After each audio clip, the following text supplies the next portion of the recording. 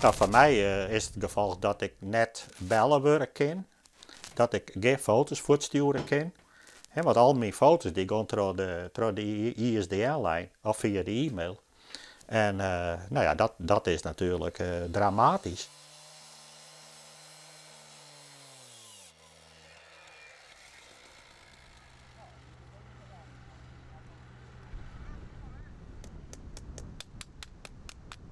Die man die beheert een kabelbroem met interlokale kabels. En die scoort uit de grondwaai. En zijn kabel die wordt dan rekken of die scoort uit. En dan komen die adersbleden lezen.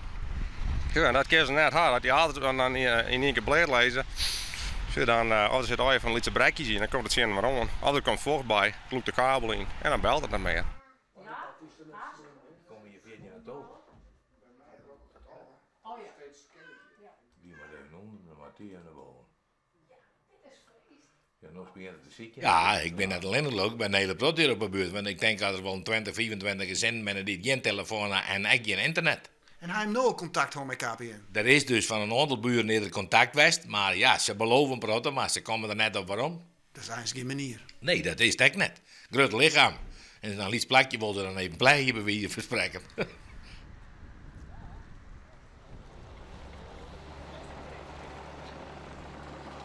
Als het nou repareerd is, dan is het mogelijk dat er straks dus weer door inwerking van water en vocht heen, weer, weet ik het veel, dat op die kabels inwerken kan. En je bent bang dat in de toekomst mogelijk toch weer sturingen optreden zullen. Daar is iedereen bang van hier.